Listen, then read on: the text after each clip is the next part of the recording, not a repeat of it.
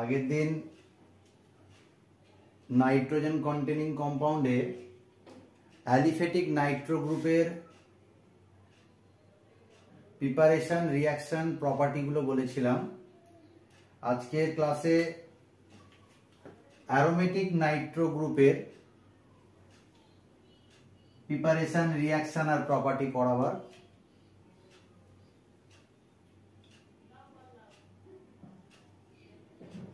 Nitrobenzene benzene রিংয়ের সাথে একটা NO2 গ্রুপ থাকে, একে অয়েল অফ মিরাবেনও বলা হয়। এটা একটা হালকা হলুদ রঙের অয়েলি ভাবযুক্ত একটা অর্গানিক অ্যারোমেটিক কম্পাউন্ড। এর বাণিজ্যিক নাম অয়েল অফ মিরাবেন। শর্ট কোশ্চেনে থাকে অয়েল অফ মিরাবেন বলতে কাকে বোঝায়? নাইট্রোবেনজিনকে বোঝায়। তা আজকে ক্লাসে নাইট্রোবেনজিন কিভাবে প্রস্তুত করব আর কিছু রিঅ্যাকশন, সময় যদি থাকে রিঅ্যাকশনগুলো পড়াবো। তা নাইট্রোবেনজিনের প্রস্তুতি কত রকম ভাবে নাইট্রোবেনজিন তৈরি করা যায় আর কোথা থেকে তৈরি করা যায়, ওই একই পদ্ধতি। নাইট্রোবেনজিন যেহেতু প্রিপারেশন নিচ্ছি, তাহলে অ্যারোর ডান দিকে নাইট্রোবেনজিন থাকবে,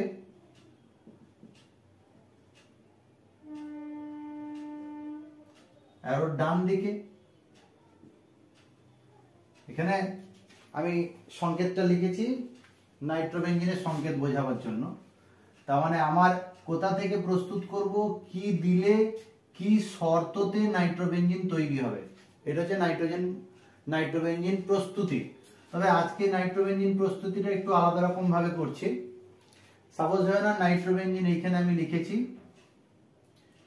আর এটা তাড়াতাড়ি পড়ানো যাবে কত রকম ভাবে বা কোথা থেকে নাইট্রোবেনজিন তৈরি করব।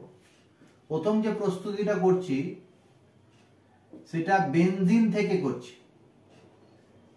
অর্থাৎ বেনজিন বলয়ে নাইট্রো গ্রুপ কিভাবে প্রবেশ করবে। আমরা সবাই জানি বেনজিনের সংকেত হচ্ছে C6H6।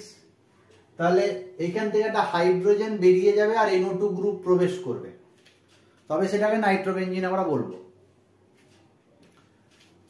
তাহলে এই সংকেতটা কি? C6H5NO2, অর্থাৎ একটা হাইড্রোজেন বেরিয়ে গেছে, সেই জায়গায় একটা NO2 গ্রুপ ঢুকেছে। কিভাবে বেনজিন থেকে নাইট্রোবেনজিনে যাব এটা বলে দিই। এটা অ্যারোমেটিক হাইড্রোকার্বনের একটা হাইড্রোজেন সরে গিয়ে একটা NO2 গ্রুপ ঢুকছে। এটা অ্যারোমেটিক হাইড্রোকার্বন বেনজিনটা। তাহলে একটা হাইড্রোজেন সরে গিয়ে একটা NO2। এর আগের দিন যখন ক্লাস নিচ্ছিলাম তখন দেখবে আমি অ্যালকেন থেকে শিখিয়েছিলাম, অর্থাৎ অ্যালিফেটিক হাইড্রোকার্বন থেকে একটা হাইড্রোজেন বেরিয়ে আর NO2 তৈরি হয় কিভাবে। আগের ক্লাসে যদি না করে থাকো ভিডিওটা দেখে নেবে আগের ক্লাসে। তা H থেকে H কে সরিয়ে RH থেকে RNO2। এখানেও প্রায় রিয়েজেন্ট গুলো একই রকম, মানে নাইট্রিক অ্যাসিড ব্যবহার করা হয়। এছাড়া আরো নাইট্রেশনের অনেক রিয়েজেন্ট আছে, অ্যারোমেটিক নাইট্রেশনের অনেকগুলো রিয়েজেন্ট আছে। তার মধ্যে যেটা সবচেয়ে বেশি ব্যবহার করা হয় সেটা হচ্ছে গাঢ় নাইট্রিক অ্যাসিড, গাঢ় HNO3 প্লাস গাঢ় H2SO4। এই দুটো অ্যাসিডকে একসাথে বলা হয় মিক্স অ্যাসিড, MAO বলা হয় মিক্স অ্যাসিড। নাইট্রেশন করার জন্য সবচেয়ে বেশি যে রিয়েজেন্টটা ব্যবহার করা হয় সেটা হচ্ছে মিক্স অ্যাসিড, গাঢ় নাইট্রিক অ্যাসিড, গাঢ় H2SO4। আর টেম্পারেচারটা মনে রাখবে, যেটা ব্যবহার করা হয় সেটা হচ্ছে 50 থেকে 60 ডিগ্রি সেন্টিগ্রেড। 50 থেকে 60 ডিগ্রি সেন্টিগ্রেড তাপমাত্রা ব্যবহার করলে তোমার বেনজিন বলয়ে একটা NO2 গ্রুপ প্রবেশ করে যাবে। টেম্পারেচার কিন্তু কখনোই যেন 60 এর বেশি না চলে যায়, লেস দ্যান 60 ডিগ্রি থাকবে। 50 থেকে 60 ডিগ্রির মধ্যে, বা বলতে পারি লেস দ্যান 60 ডিগ্রি।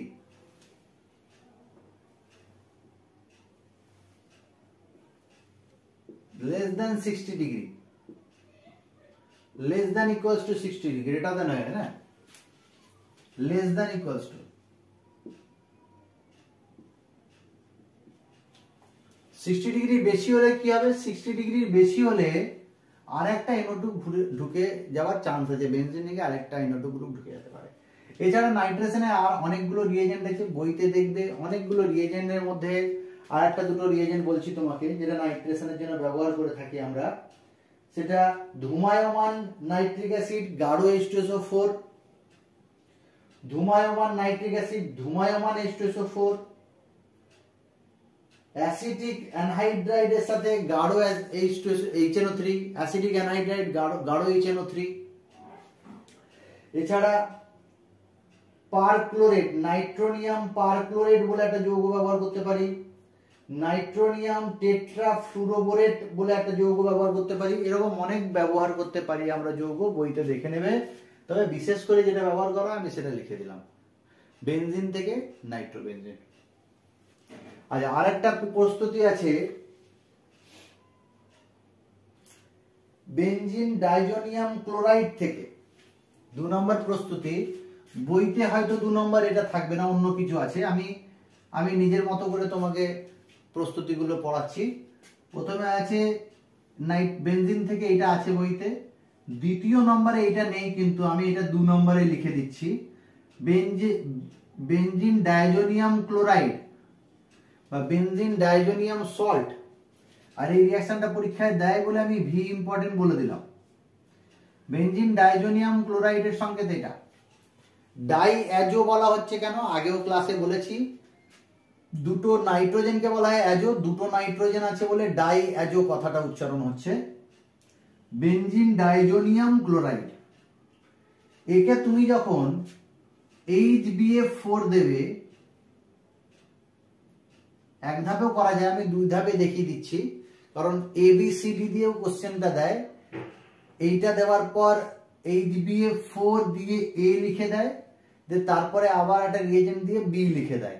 আমি সেই জন্য 2 ধাপে করছি। কেউ যদি 1 নাম্বার এখানে লিখে আর 2 নাম্বার লিখে একসাথে রিয়েজেন্টটা লিখে দিতে পারো তাও হবে। এইখানে যে যৌগটা তৈরি হয় সেটা হচ্ছে benzene diazonium fluoroborate N2 plus BF4 minus, এটার নাম হচ্ছে বেনজিন ডাইজোনিয়াম ফ্লুরোবোরেট। এর নাম বেনজিন ডাইজোনিয়াম ক্লোরাইড, এর নাম বেনজিন ডাইজোনিয়াম ফ্লুরোবোরেট। নাইট্রোবেনজিনের সংকেতটা মুছে দিচ্ছি আমি, এখানে রিয়েজেন্ট লিখবো এখানে। এবার অ্যারো দিয়ে আমি আরেকটা রিয়েজেন্ট দেব, তখন নাইট্রোবেনজিন হয়ে যাবে। অর্থাৎ বেনজিন ডাইজোনিয়াম ফ্লুরোবোরেট থেকে নাইট্রোবেনজিন তৈরি করার জন্য কপার আর সোডিয়াম নাইট্রাইট আর হিট দিতে হয়। কপার, ধাতব copper, sodium nitrite NaNO2, nitrite কিন্তু নাইট্রেট থাকলে NO3, আর হিট যদি দিয়ে দাও তাহলে Na2 প্লাস BF4 মাইনাস থেকে NO2 হয়ে যাবে। বলে দিই, এইটা একটা নেম রিয়াকশন। যদি তুমি এইখানে শুধু হিট দিয়ে দাও তাহলে ফ্লুরোবেনজিন তৈরি হয়। এটাও যেহেতু পরীক্ষায় দেয় বলে আমি এখানে লিখে দিয়েছি। আচ্ছা, এই রিয়াকশনটা তুমি আগের চ্যাপ্টারগুলোতেও পাবে। এটা হ্যালো অ্যালকেন হ্যালো অ্যারিনে এই চ্যাপ্টারে পাবে এই রিয়াকশন। এর নাম হচ্ছে বোজম্যান রিয়াকশন, বোজম্যান সিমেন বিক্রিয়া। এইটা এই পুরো লম্বা যেটা হলো। আর এইখানে যদি তুমি বেনজিন ডাইজোনিয়াম ফ্লুরোবোরেটকে কপার আর NaNO2 দিয়ে দাও, হিট দিয়ে দাও, তাহলে নাইট্রোবেনজিন।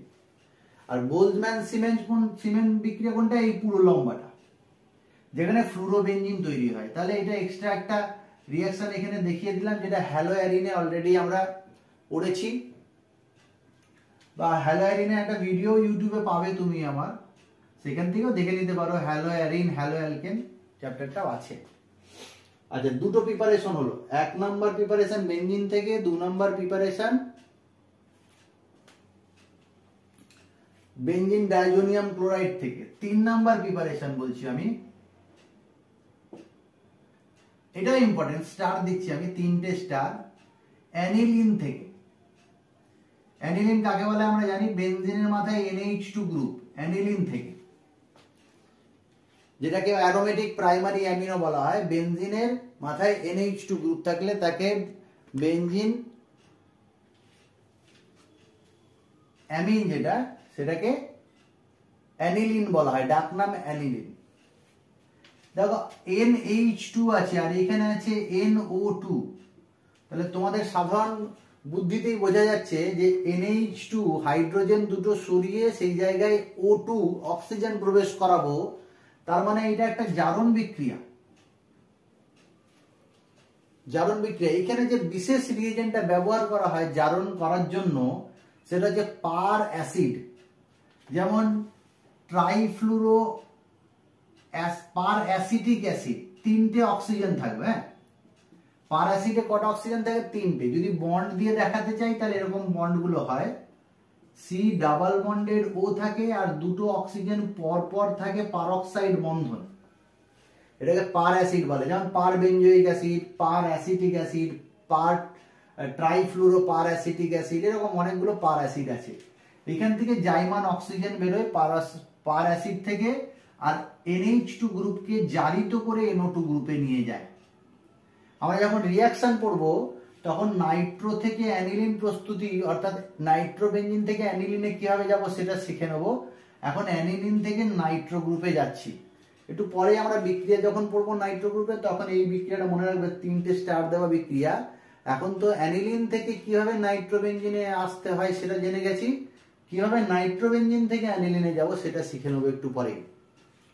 তাহলে এই 3টে বিক্রিয়া হলো, 3 ভাবে আমরা নাইট্রোবেনজিন তৈরি করতে পারি। আচ্ছা, এইখানে রিয়েজেন্টটা মনে রাখবে সবসময়, এই CF3COOH অনেকবার ব্যবহার করা, ABCD দিয়ে কোশ্চেনটা দিয়ে দেয় যে কি তৈরি হবে। তাহলে দুটো বিক্রিয়া হলো আমাদের, 3টে হলো। 4 নাম্বার আছে এই, এবার আমরা আসছি একটু বইয়ের সাথে মিলে যাবে, বইয়ে যেরকম ভাবে আছে। এবার কি সরাসরি নাইট্রোবেনজিন তৈরি হচ্ছে, এরপর নাইট্রোজেনের ডেরিভেটিভ তৈরি হবার কিছু বিক্রিয়া আছে, অর্থাৎ নাইট্রো গ্রুপ ঢুকবে আর একটা গ্রুপ বেনজিনে অলরেডি আছে, তারপরে নাইট্রো গ্রুপ ঢুকছে, এরকম টাইপের। যেমন তোমাকে একটা এক্সাম্পল দিয়ে দেখাচ্ছি, এগুলো একটু মুছে দেবো, লিখে নিলে লিখে নাও, স্ক্রিনশট নিলে নিয়ে নাও। আমাকে সহ স্ক্রিনশট নেবে না, স্ক্রিনশট যখনই নেবে আমাকে বাদ দিয়ে নেবে, যদি আমি স্ক্রিনশটে থাকি তাহলে ডিলিট করে দেবে। আচ্ছা, এবার আমি যেটা বলছি, বেনজিন রিংয়ে অলরেডি কোনো একটা গ্রুপ আছে, তাহলে আমি নাইট্রেশন করলে কি রকম হবে ব্যাপারটা সেটা বলি। এই যে 3টে প্রস্তুতি, সেই 3টেই এদিক ওদিক করে আছে আর কি, মানে এই 3টে মেন বিক্রিয়া আমি দেখিয়ে দিলাম। কেন মিথাইল আছে বেনজিন রিংয়ে, মানে টলুইন আছে। আমরা আগেও পড়েছি CH3 গ্রুপ কিন্তু অর্থ প্যারা নির্দেশক গ্রুপ, অর্থাৎ এরপরে যখন নাইট্রেশন করব তখন কিন্তু নাইট্রো গ্রুপটা অর্থ আর প্যারা পজিশনে প্রবেশ করবে, অর্থাৎ অর্থ নাইট্রোটলুইন আর প্যারা নাইট্রোটলুইন, এগুলো জানা আছে আমাদের কেন এখানে প্রবেশ করবে অর্থ আর প্যারাতে, কারণ মিথাইল অর্থ প্যারা নির্দেশক। তাহলে মিথাইল গ্রুপে আর অলরেডি বেনজিনে আছে, সেই জন্য অর্থ আর প্যারা পজিশনে ঢুকলো। এবার রিয়েজেন্ট কি? রিয়েজেন্ট একই,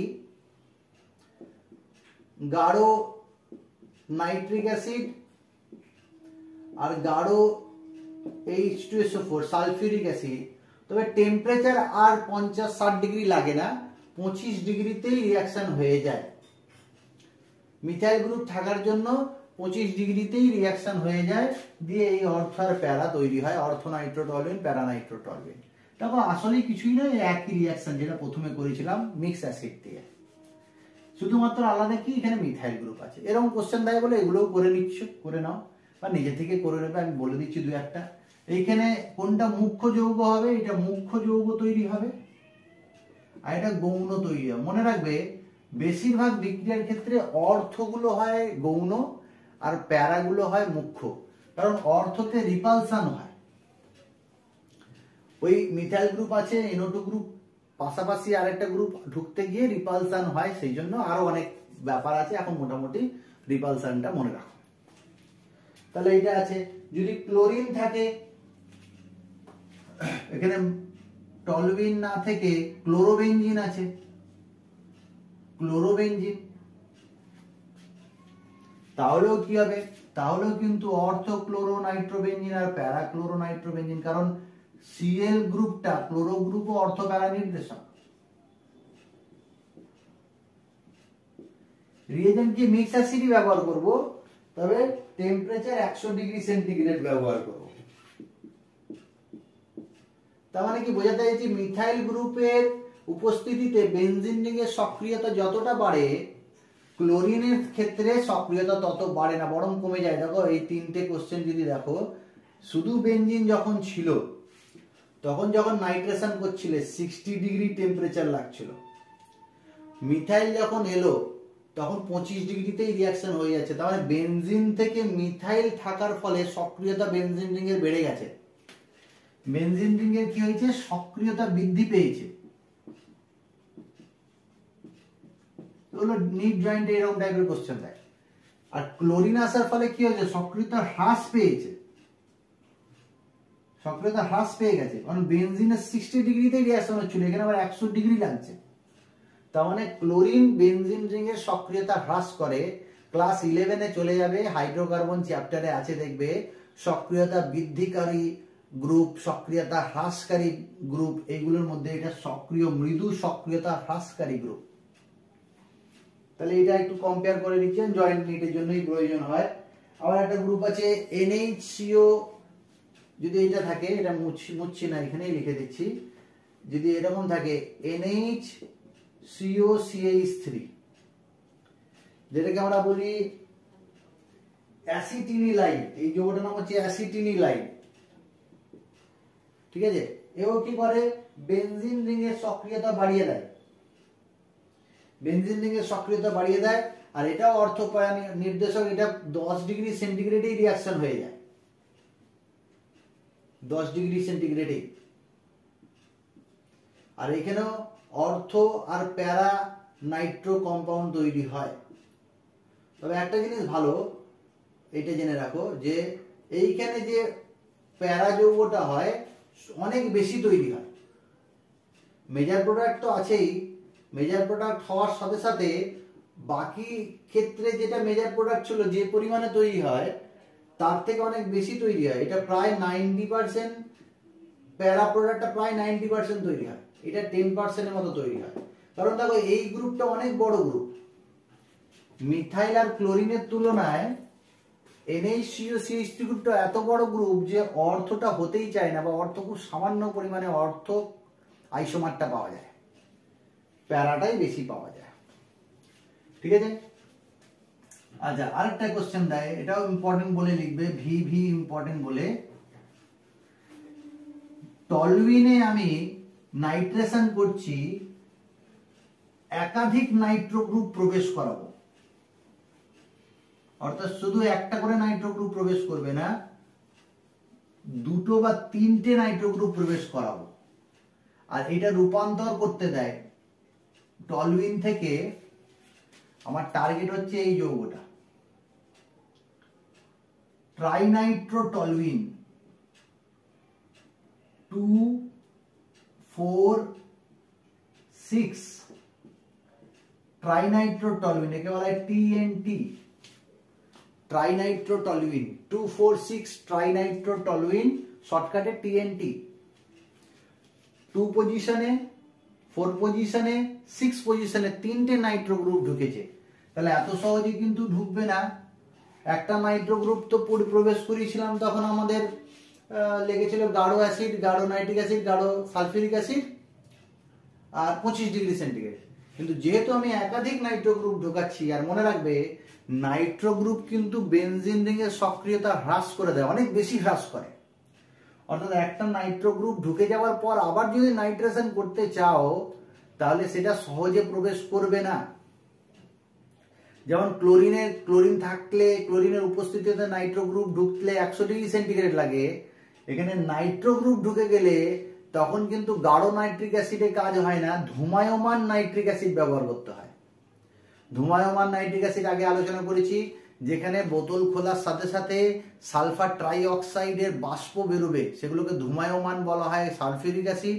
আর নাইট্রিক অ্যাসিডের নাইট্রোজেন ডাই অক্সাইড বেরোবে, ধুমায়মান নাইট্রিক অ্যাসিড আর ধুমায়মান সালফিউরিক অ্যাসিড ব্যবহার করা হয়, গাঢ়র থেকেও বেশি। তবে প্রথম ধাপেই কিন্তু গাঢ় নাইট্রিক অ্যাসিড ব্যবহার করা হয়, কারণ আমি এটা আগেই করেছি। গাঢ় নাইট্রিক অ্যাসিড ব্যবহার করব, 100 ডিগ্রি সেন্টিগ্রেড টেম্পারেচার ব্যবহার করব, বইতে 373 কেলভিন দেওয়া আছে। আর সালফিউরিক অ্যাসিড যেমন ব্যবহার করছিলাম আগে, গাঢ় সালফিউরিক অ্যাসিড একটু আগে স্যার 25 ডিগ্রিতে করলেন, এখন 100 ডিগ্রিতে কি হবে দেখো, এখানে দুটো যৌগই তৈরি হবে, অর্থ আর প্যারা। আসলে এই যে ছবিটা এঁকেছি সেটা না লিখে, মানে এইটা সঙ্গে সঙ্গে কি হয় সেটাও দেখিয়ে দিচ্ছি। টিএনটিতে যাব, এই যে অর্থ আর প্যারানাইট্রো যেটা সঙ্গে সঙ্গে কি হয়ে যায়, এরকম 2,4 ডাইনাইট্রোটলুইন তৈরি হয়ে যায়, 2,4 ডাইনাইট্রোটলুইন।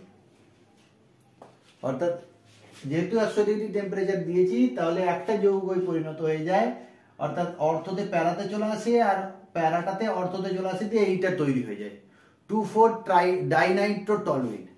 এবার এইখান থেকে আরেকটা নাইট্রো গ্রুপ প্রবেশ করানো অনেক কঠিন,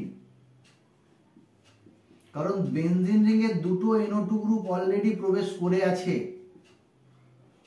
ফলে ডাইনাইট্রো থেকে ট্রাইনাইট্রোতে আসতে গেলে আমাকে ধুমায়মান অ্যাসিড লাগবে। তখন ধুমায়মান নাইট্রিক অ্যাসিড আর ধুমায়মান সালফিউরিক অ্যাসিড ব্যবহার করতে হয়।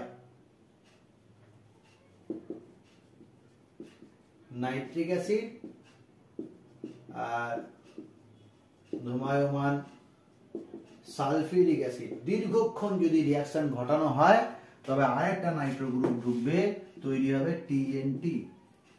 তাহলে টলুইন থেকে টিএনটি পরীক্ষা অনেকবার দিয়েছে, অনেকে দেখছি ক্লাসে জয়েন করেনি। এরপরে আরেকটা কোশ্চেন দেয়, আমি এখান থেকে দেখিয়ে দিচ্ছি। টলুইন থেকে ট্রাইনাইট্রো বেনজিন দেয়, টিএনবি। একটা টলুইন থেকে ট্রাইনাইট্রো টলুইন, এটা তো পেলাম এখনই। কিভাবে করতে হয়, এইভাবে করতে হয়, এটা পরীক্ষায় দিয়েছে অনেকবার। টলুইন থেকে রূপান্তর করো ট্রাইনাইট্রো টলুইন। এই ট্রাইনাইট্রো টলুইন বা ট্রাইনাইট্রো বেনজিন এগুলো কিন্তু বিস্ফোরক পদার্থ হিসাবে কাজ করে। বিস্ফোরক পদার্থ তৈরি করার সময় বা ওই মেটেরিয়াল গুলোতে এগুলো থাকে, টিএনটি টিএনবি এগুলো ব্যবহার করা হয়। তাহলে তোমাকে যদি টলুইন থেকে ট্রাইনাইট্রো বেনজিন দেয়, ট্রাইনাইট্রো বেনজিন মানে এইটা, ওই যে টলুইন ছিল সেই পজিশনে মিথাইল গ্রুপ যেখানে ছিল সেখানে আর কিছু নেই। এটা মানে মিথাইলটাকে যদি সরিয়ে দিই তাহলে ট্রাইনাইট্রো বেনজিন বলে এটাকে। 2,4,6 2,4 হবে না, তখন হয়ে যাবে 1,3,5 ট্রাইনাইট্রো বেনজিন 1,3,5। এখানে 2,4,6 কেন লিখছি আমরা, কারণ 2, 4 আর 6 পজিশনে নাইট্রো গ্রুপ আছে, এক নম্বরে তো মিথাইল আছে। ট্রাইনাইট্রো বেনজিন কিভাবে তৈরি করব দেখি। আমরা একবারে করে দিচ্ছি, পরীক্ষার সময় যদি দেয় তাহলে কিভাবে করব আমি বলে দিচ্ছি। আর এখন আমার যেহেতু অলরেডি এতদূর করাই আছে, তখন আমি কি করলাম, এরপরে এই COOH গ্রুপটাকে অক্সিডাইজ করে দেবো। COOH গ্রুপকে অক্সিডাইজ করলে বলে দিই এটাকে বলা হয় side chain oxidation. Methyl group থাকুক, ইথাইল গ্রুপ থাকুক, প্রোপাইল গ্রুপ থাকুক, যত বড় কার্বন চেনই থাকুক, যদি সেটা 2 ডিগ্রি 1 ডিগ্রি কার্বন চেন হয় তাহলে সেটা COOH গ্রুপ হয়ে যাবে। আরেকবার বলছি, এখানে মিথাইলের জায়গায় যদি ইথাইল থাকতো বা প্রোপাইল থাকতো বা আইসোপ্রোপাইল থাকতো, যাই থাকতো না কেন, সেটা অক্সিডাইজ হয়ে জারিত হয়ে COOH গ্রুপে পরিণত হয়ে যাবে। একে বলা হয় side chain oxidation. Side chain oxidation. Aldehyde ketone চ্যাপ্টারটাতে যখন কার্বক্সিলিক অ্যাসিড পড়াবো, অ্যালডিহাইড কিটোন কার্বক্সিলিক অ্যাসিড, তখন কার্বক্সিলিক অ্যাসিড প্রিপারেশনের সময় করাবো, বেঞ্জোইক অ্যাসিড প্রিপারেশনের সময় এটা বলবো, মনে রাখতে থাকো যেন। সাইড চেন অক্সিডেশন, যদি 3 ডিগ্রি কার্বন থাকে তাহলে হবে না, সরি 3 ডিগ্রি না 4 ডিগ্রি কার্বন থাকে তাহলে হবে না। আচ্ছা, এই জন্য অক্সিডাইজিং এজেন্ট হিসেবে বিশেষ করে ব্যবহার করা হয় KMnO4। KMnO4 তুমি Na2Cr2O7 বা K2Cr2O7 গাঢ় H2SO4 ব্যবহার করতে পারো। তাহলে একটা তীব্র জারক পদার্থ ব্যবহার করব, COOH গ্রুপ হয়ে যাবে মিথাইল গ্রুপটা, আর নাইট্রো যেমন আছে সেগুলো সেরকমই থাকবে। তাহলে এইটার নাম হয়ে গেল trinitro benzoic acid, 2,4,6 trinitro benzoic acid, কারণ এটা COOH গ্রুপ হয়ে যায়, টলুইন থেকে বেঞ্জোইক অ্যাসিড হলো। এবার যদি ডিকার্বক্সিলেশন করে দিই, CO2 বের করে দিই, তাহলে হয়ে যাবে TNB, ট্রাইনাইট্রো বেনজিন। অ্যারোমেটিক ডিকার্বক্সিলেশনের জন্য যেটা ব্যবহার করা হয়, তুমি বলতে পারো স্যার সোডা লাইম হিট দিলে হবে। হ্যাঁ, সোডা লাইম হিট দিলেও হয়ে যাবে। তো সোডা লাইম হিট দিতে গেলে আগে সোডিয়ামের সল্ট তৈরি করতে হবে। আর যদি COOH গ্রুপকে সরাসরি তুমি ডিকার্বক্সিলেট করতে চাও, তাহলে গ্লাসিয়াল অ্যাসিটিক অ্যাসিড দিয়ে হিট করে দিলেই হয়ে যাবে। গ্লাসিয়াল অ্যাসিটিক অ্যাসিড দিয়ে হিট করে দিলেই হবে। গ্লাসিয়াল অ্যাসিটিক অ্যাসিড COOH, আর হিট দিয়ে দেবে -CO2 হয়ে যাবে। গ্লাসিয়াল অ্যাসিটিক অ্যাসিড বলতে গাঢ় অ্যাসিটিক অ্যাসিড বলতে পারো, গ্লাসিয়াল অ্যাসিটিক অ্যাসিড বা গাঢ় অ্যাসিটিক অ্যাসিড। অ্যাসিটিক অ্যাসিড আসলে মৃদু অ্যাসিড, মানে এখানে জলের পরিমাণ থাকবে না, গ্লাসিয়াল অ্যাসিটিক অ্যাসিড বলা হয় তাকে। তাহলে TNB। এবার পরীক্ষায় যদি তোমাকে দেয় টলুইন থেকে ট্রাইনাইট্রো বেনজিন, তাহলে এতগুলো ধাপ করতে হবে, নাম্বারটা দেখে নেবে। যদি তোমার 2 মার্কস, হ্যাঁ যদি 3 মার্কস দেয় তাহলে পুরোটা করবে, যতটা দেখিয়েছি পুরো এখান থেকে। আর যদি কম নাম্বার থাকে, এখানে 1.5 নাম্বার আছে বা 2 নাম্বার আছে, তাহলে তুমি এইখান থেকে এরকম ভাবে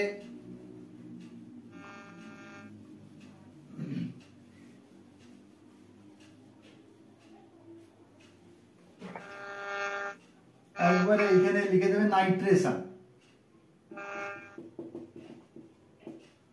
নাইট্রেশন ধূমায়মান H2SO4, ফিউমিং বলা হয় FHNO3, FH2SO4 দিয়ে লিখে দিলে নাইট্রেশন, দিয়ে এরকম করে দিলে একবারে ট্রাইনাইট্রো টলুইন, যেহেতু নাম্বার কম আছে। তারপরে এই দুটো ধাপ দেখিয়ে দিলে। আর যদি 3 নাম্বার থাকে তাহলে পুরো ধাপে ধাপে দেখাতে হবে, কোনো কিছুই বাদ দেবে না। তাহলে মিথাইল গ্রুপে নাইট্রেশন, মিথাইল থাকলে নাইট্রেশন শেখালাম, ট্রাইনাইট্রেশন, ডাইনাইট্রেশন শেখালাম। যদি ফেনল থাকে, ফেনলের বেনজিন রিংয়ের সক্রিয়তা ফেনল আরো বৃদ্ধি করে দেয়, মানে OH গ্রুপ যদি থাকে বেনজিন রিংয়ে, তাহলে বেনজিনের সক্রিয়তা আরো বৃদ্ধি পেয়ে যায়। তখন লঘু নাইট্রিক অ্যাসিড দিলেও নাইট্রেশন হয়ে যায়, তখন আবার H2SO4 দেওয়ারই প্রয়োজন হয় না, শুধু লঘু নাইট্রিক অ্যাসিড দিয়ে দেবে, রুম টেম্পারেচারে রিঅ্যাকশন হয়ে যাবে। নাইট্রোবেনজিন ফেনল, তখন অর্থোনাইট্রোফেনল আর প্যারানাইট্রোফেনল। তাহলে কি শর্তগুলো একটু দেখে নাও, যে খুব সহজেই হয়ে যাচ্ছে। ফেনল যদি আমি নিই, তাহলে 20 ডিগ্রি সেন্টিগ্রেড টেম্পারেচার, লঘু নাইট্রিক অ্যাসিড দিলেই হয়ে যায়, এমনকি সালফিউরিক অ্যাসিডও লাগে না। আবার লঘু নাইট্রিক অ্যাসিড থেকে অনেক সময় NO+ গ্রুপও পাওয়া যায়, নাইট্রোসো গ্রুপও পাওয়া যায়, বইতে দেখবে ছকের মধ্যে বা বক্সের মধ্যে করা আছে। তখন কি হয়, প্যারা প্রোডাক্টটাই বেশি তৈরি হয়। অর্থতে বুঝতে পারছো রিপালশন হয় বলে অর্থ প্রোডাক্ট থেকে প্যারাটা বেশি তৈরি হয়, এটা তো জানি, এটা মুখ্য যৌগ তৈরি হয়। তবে যদি তুমি লঘু নাইট্রিক অ্যাসিড দিয়ে নাইট্রোসো যৌগ গঠন করার মাধ্যমে তৈরি করো, যেটা বইতে দিয়েছে, এখানে তোমার একটু সালফিউরিক অ্যাসিড লাগে, লঘু nitric acid plus sulphuric acid দিয়ে NO+ তৈরি হয়, ছকে দেখে নেবে। তখন তোমার প্যারা পজিশনে শুধু NO গ্রুপটা ঢোকে, N double bond O NO, আর একে লঘু নাইট্রিক অ্যাসিড যদি দিয়ে দাও অক্সিডেশন হয়ে যায়, দিয়ে NO2 তৈরি হয়ে যায়। শুধু এইটাই তৈরি হয়, একটাই প্রোডাক্ট তৈরি হয়। তাহলে লঘু নাইট্রিক অ্যাসিড, লঘু H2SO4 বা H2SO4 লিখলেই হবে, 2 অণু নিতে হয়, এখান থেকে তৈরি হয় NO, বই দেখবে কিভাবে তৈরি হচ্ছে, তখন প্যারা প্রোডাক্টটাই হয়। তাহলে এইগুলো হয়ে গেল নাইট্রোবেনজিন প্রস্তুত করার বিভিন্ন বিক্রিয়াগুলো বলে দিলাম। মেইনলি পরীক্ষায় যেটা দেয়, বেনজিন থেকে নাইট্রোবেনজিন, ডাইজোনিয়াম কল্ট থেকে, আর ডাইজোনিয়াম ক্লোরাইড থেকে, আর অ্যানিলিন থেকে।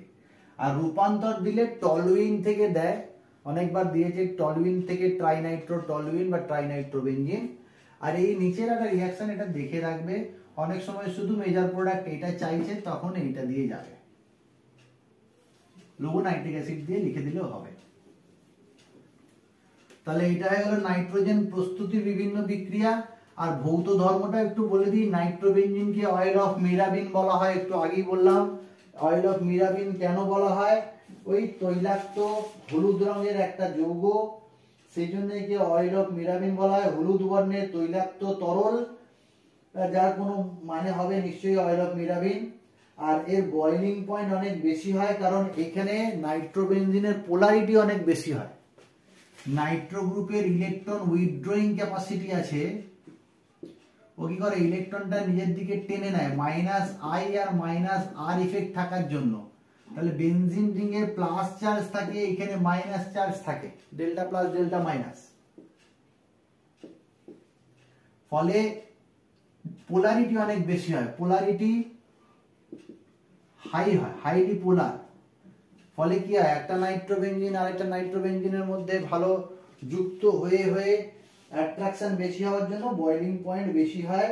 বয়লিং পয়েন্ট 211 ডিগ্রি সেন্টিগ্রেড হয়, যেটা অনেক বেশি, জলের থেকেও বেশি, জলের দ্বিগুণ। আর ডাইপোল মোমেন্ট 9.35 ডিবাই হয়, ভুল বললাম, 3.95 ডিবাই,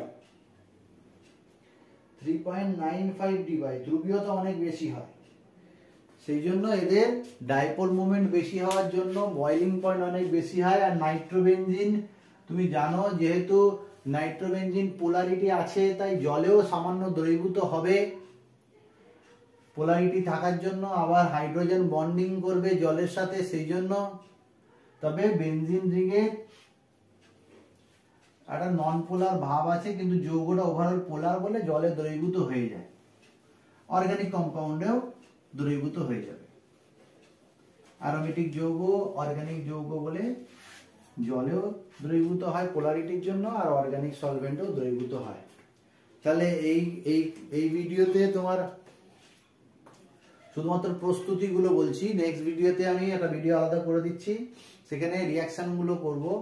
আর কোনো কোশ্চেন থাকলে প্রস্তুতি থেকে একবার চোখ বুলিয়ে নাও, আমাকে করো।